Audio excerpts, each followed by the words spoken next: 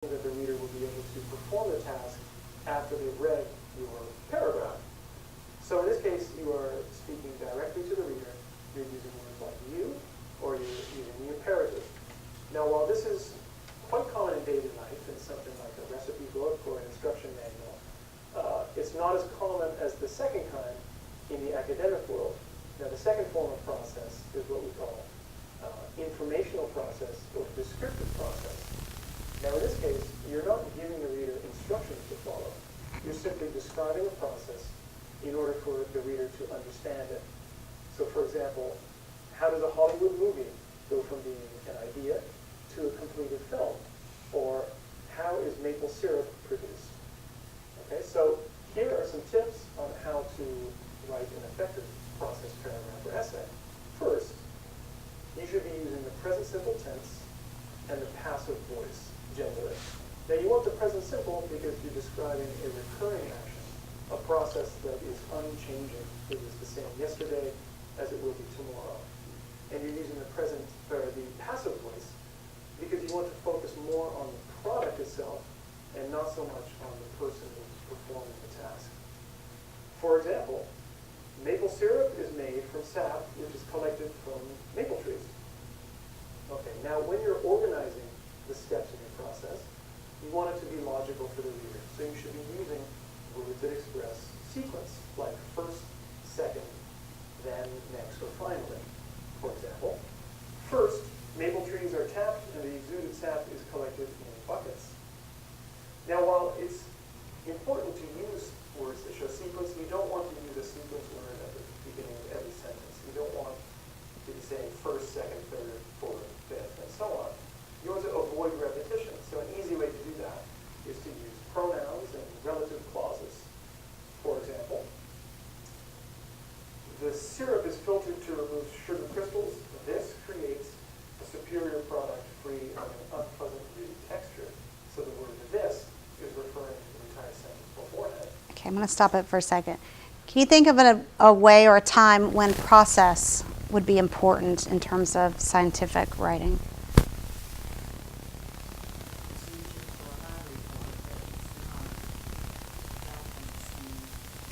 Yeah, and in some of those cases, the numerical is maybe not inappropriate.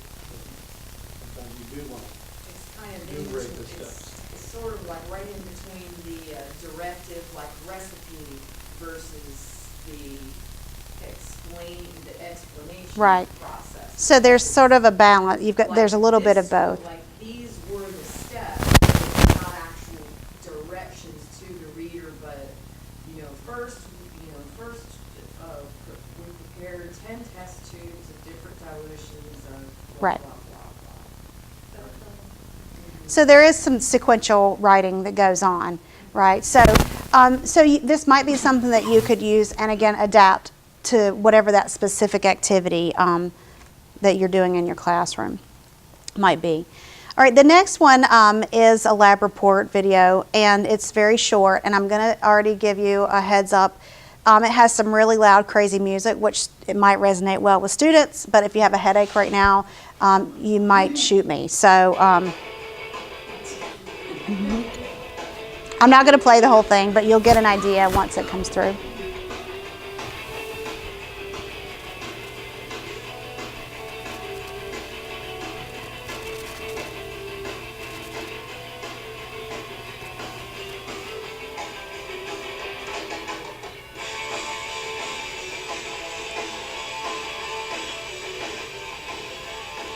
Or you could just mute it. So again, could you find this useful for students, right? You could put it in Moodle. Again, use Moodle as much as possible. All of our classes are web assisted, so we can put that information out there, use it as a homework activity, give them a short quiz the next day or the next class period, put the quiz in Moodle, right? They have to review the resource or the tool that you put out there, and then we're going to assess them on that, all right? The other tools that I have here for you are the Purdue OWL website. Sorry, this mouse up here is a little. Yeah. is. How many of you have used Purdue OWL before? It's the Purdue University Online Writing Lab. It's world renowned for its expertise in all things writing. So you can go to this site and you can go under the MLA guide, you can go under APA guide. I don't know, let's just search lab report or scientific, see if scientific comes up.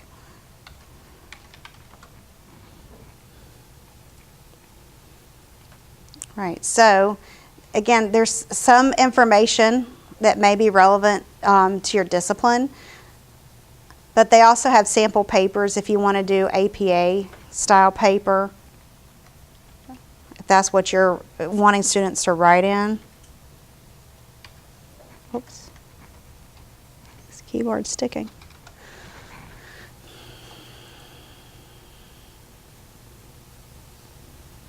Okay, so you've got an overview, there's a style guide here. Most of the time they'll also end up giving you a sample paper, right? So you can see how these examples would be important for students. Again, show them the resource. It's up to them to get that expectation to see what it's going to look like. How many times do your students ask you for an example? Can you tell me, can you show me what you mean by such and such? All right, so Purdue our online writing lab site is very beneficial for showing them APA particularly. I'm going to get that up. Okay, and then the article that I shared with you in the beginning from the UNC Chapel Hill Writing Center website, this also had some interesting information too, which again, I'm not going to take the time to go through it, but it does talk about language in terms of scientific writing. You know, getting students to really drill down, be concise, use clear language, and that's what our QEP is all about, right? Getting them to use clear, appropriate writing with the good grammar, okay? Correct spelling, punctuation, things along those lines. All right. Again, additional teaching tools, and I went over these in your packet. I didn't take a lot of time to go into detail because we have some other activities that we want to share with you today. But there are some things that you can use in here in terms of your topic sentence or thesis practice. Thesis, again, can be used as your hypothesis, right? Your main idea, your main objective, right? Some people call it different things. If you're looking at an expository essay, thesis is that main idea. If you're looking at it from your lab report or scientific perspective, it would be your objective, right? The graphic organizers and or outlines. How many times have you used an outline in writing something, in preparing? So do you require your students to use an outline?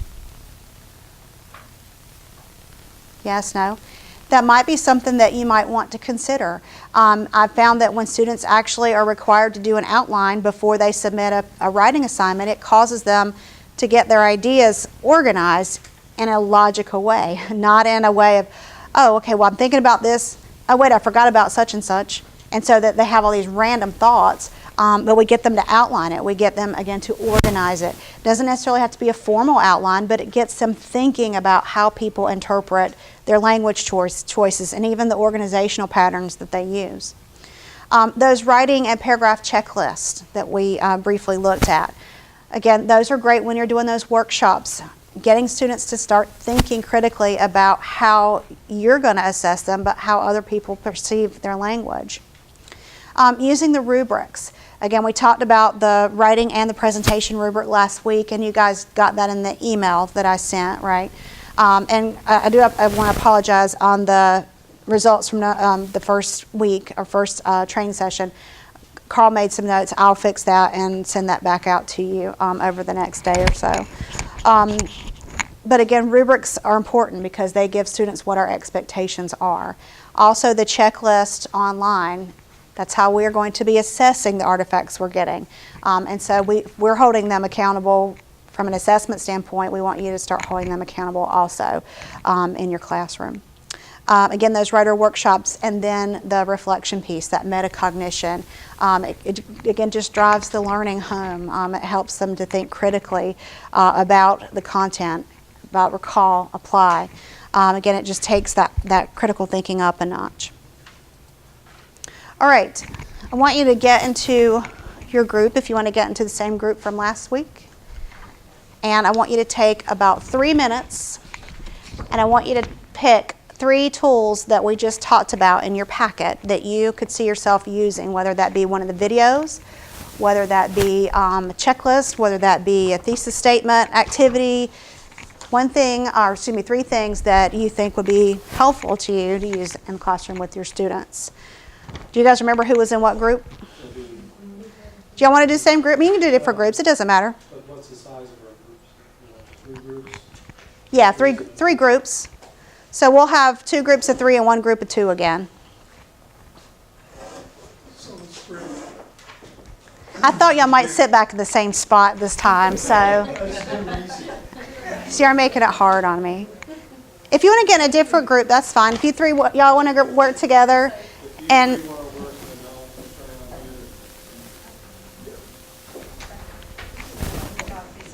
all right, and make sure you write. Okay, so you guys will be group 1. Carl, you guys will be group 2, and then Natalie and Jim will be group 3. So if you'll write your group number at the top too.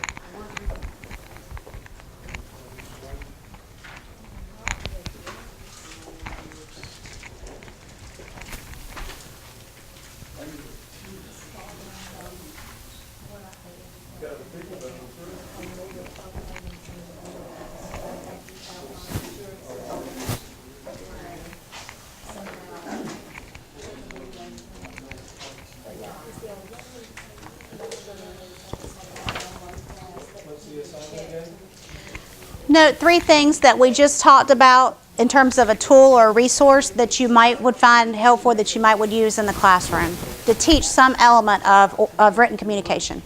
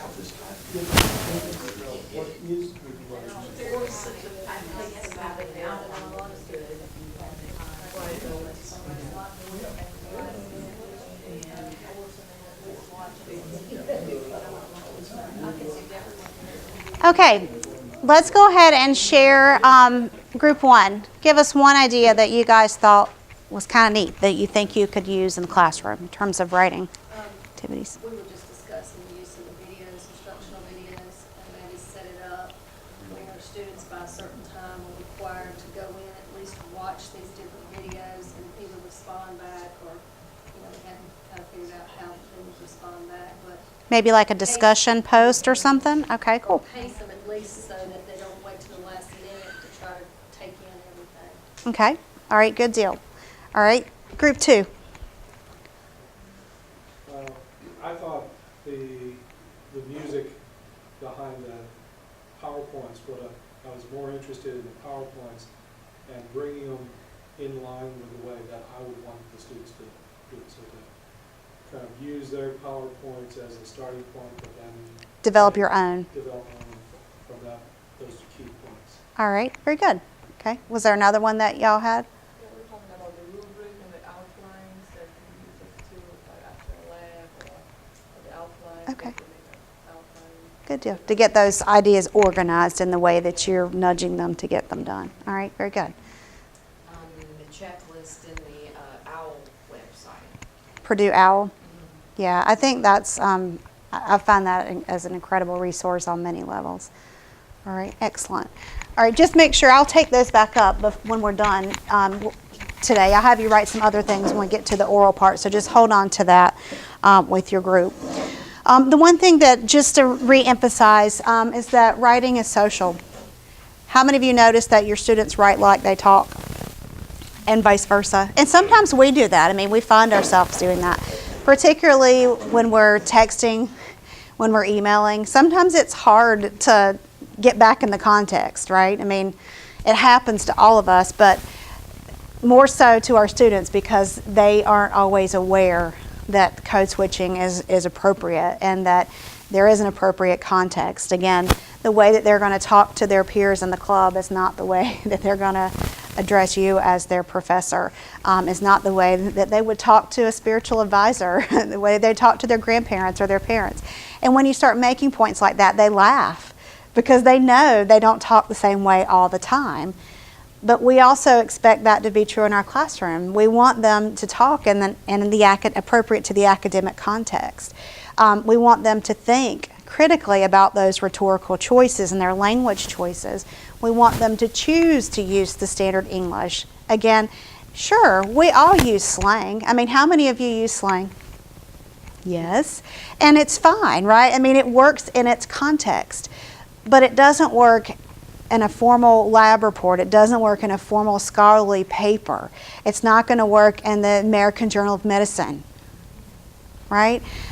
That's how language gets broken down. And so we've got to make students cognizant, make them aware of these things, make them have that notion that we have a conscious effort to improve their writing, and we're doing them a service by getting them to think critically about it, right?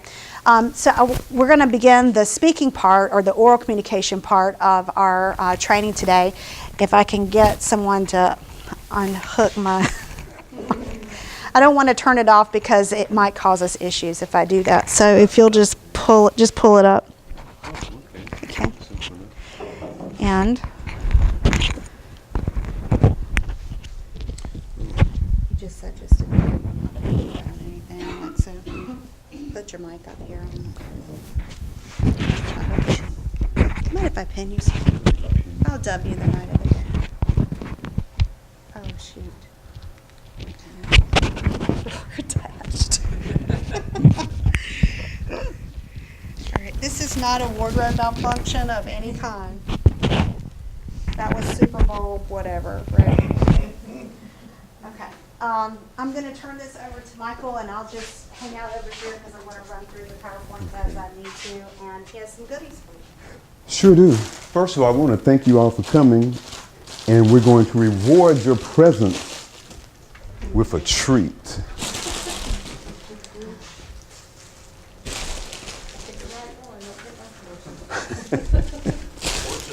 When you think about your first speaking experiences, how did you feel? Did you embrace the opportunity to give a speech, or did you, all right. So, and why was that? Oh, I was young and I You were young. crying with a Double over pains, crying. ran out of the room.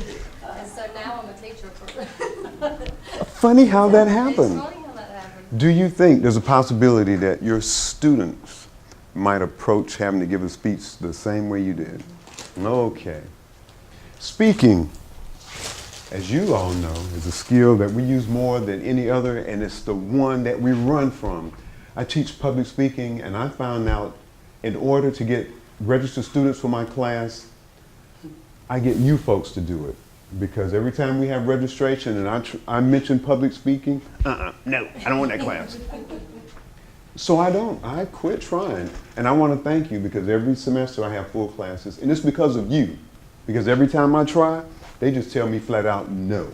They don't want to take it. So again, thank you.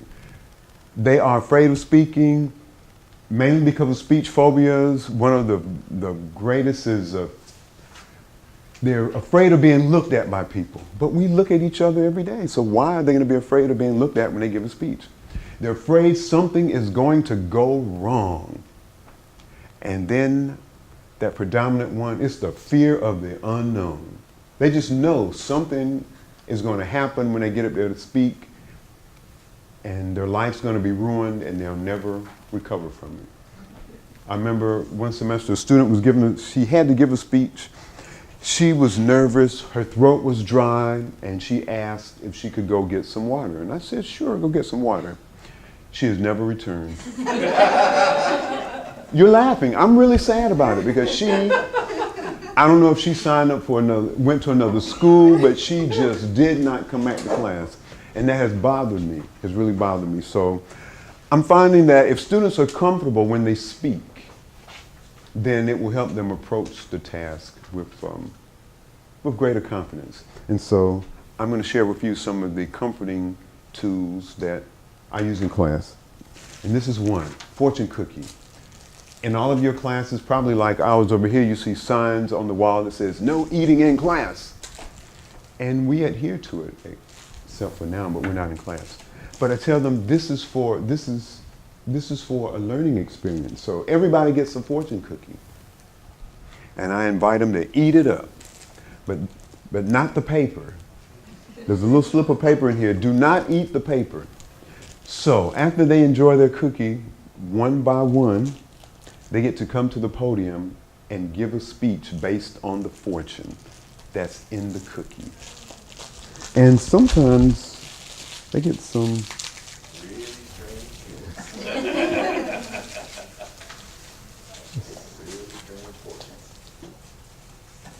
and this one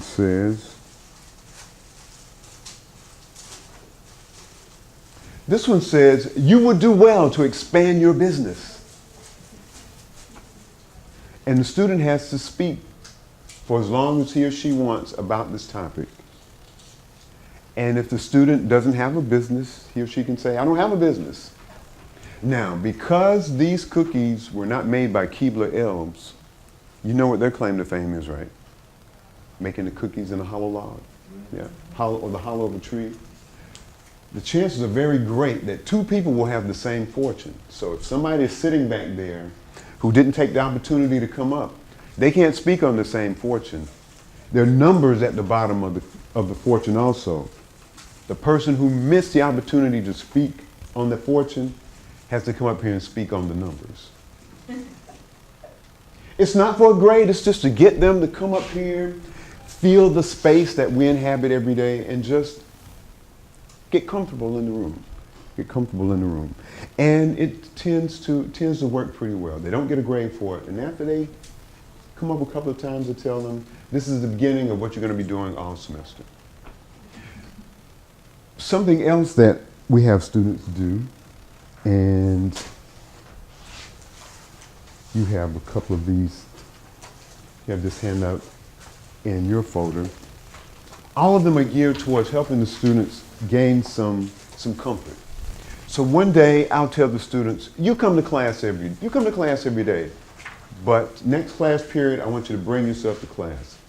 You're going to bring yourself to class in terms of a stuffed animal, a picture that's meaningful to you, a song that you want to sing, or a poem that you want to deliver, an article of clothing, any item that can give us a little glimpse into their character. They can bring the item, or they may bring a couple. And they will get up and they will speak no longer than 3 minutes about this object, why it's important to them, and how this object could help them overcome a challenge or help them do well in class this semester. Again, no grade attached, just to get them comfortable coming up and standing before the group, because I don't want to stand in front of the class. Everybody's looking at me. I said, well, look back at them and smile and give a good presentation. So, and this tends to work pretty well. And also in this packet, since you folks are from the science arena, I found some quotations from various scientists, from various disciplines, some are not scientific quotations at all. But you might cut these up and put them in a basket that the students take one out. Again, come before the audience, stand before the class, and just talk about one of the fortunes that they picked out of the basket. Again, not for a grade, but just for the experience. One that I saw in an office some years ago by Einstein, and it has stayed in my mind. Imagination is more important than knowledge. And the first time I saw it, I said, wow. Especially coming from him. So have them take one of these sayings and just talk about it. Because what you're trying to do is get them to increase their comfort level coming to the podium, standing before people. And again, I have the luxury, all my classes are geared towards talking. You folks have other activities, so you can tailor these activities to how they work best for your classes. Something else I like to do, and this is something I do usually at the beginning of the semester, is form what we call the unbroken learning circle. Have the students in the classroom form a circle as best they can, and they're sitting in a circle, and I have an hourglass. Well, actually, it's a 2-minute glass. It's filled with water, and it lasts for about 2 minutes. And we pass it around the circle. And the person holding the 2-minute glass can speak about any topic he or she wants for as long as he or she wants. While that person is talking, nobody else can comment or ask a question. All they can do is listen. The only time they can reply to that line of conversation is when the 2-minute glass comes their way.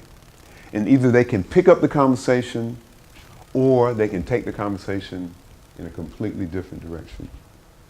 And basically that activity is geared towards getting them to listen when they're taking part in a conversation that's unconventional from the usual give and take that we take part in every day.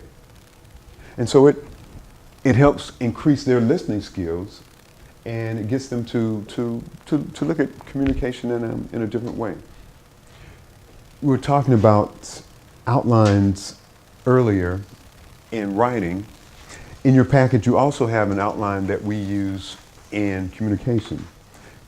Basically, I tell them that because of their writing skills, they already have everything they need to put together a good speech.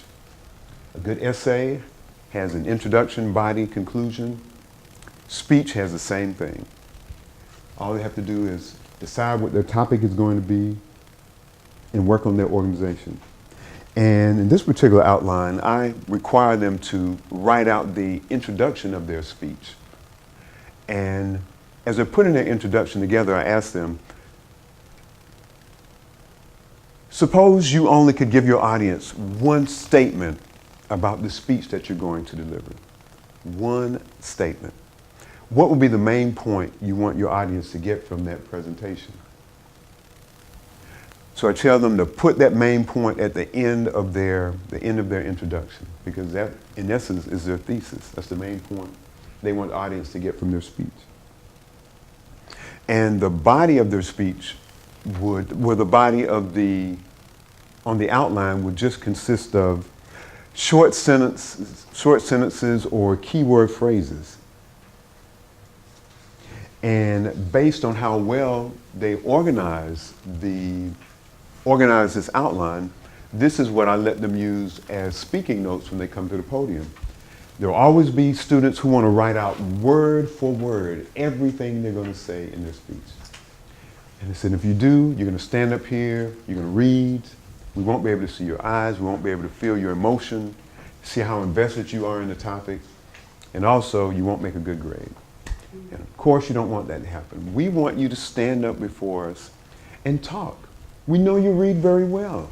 If that weren't the case, you wouldn't be here at this fine institution. We just want you to put notes together that will allow you to stand before your classmates and talk. Well, you want us to memorize a speech? No, don't want you to memorize a speech. I want you to put together some notes to bring with you to the podium. Because if you come up here from memory, and some of them want to, and I allow them, and they're standing up there talking, and all of a sudden, their brain freezes. And they didn't bring any notes with them, and they're just standing up there lost. But then we let them get some notes, and then they're able to find themselves. So tell them, we're not working against you. We want you to have tools that are going to help you do well. Going to help you do well. Once they put the outline together, I tell them it's time to celebrate.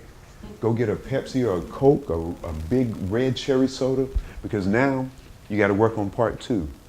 We need you to practice this presentation.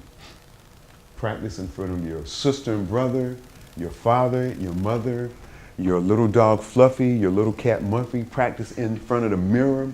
You need to utter those words aloud before you come to class, because we see it all the time. Practice at home in my mind. And I had it down to 3 minutes and 50 seconds. I walked in class. I saw those 20 other faces staring at me. And I got up there and I delivered that speech in 1 minute and 30 seconds. Because the same energy they're going to experience at home is going to differ greatly from the energy they're going to experience when it's time to deliver. And a lot of times students are hoping, oh, maybe I'll get lucky, I'll be able to go in there and wing it. I tell them you might get lucky. And I tell them that what luck is where preparation and opportunity meets. And if you go home and dream about doing a good speech, chances are it's not going to happen. But if you prepare, if you practice, then when you come to class, and if you're nervous, you'll be able to handle it more because you did practice. And when those butterflies are trying to take you to the left and to the right, you're able to make them work for you.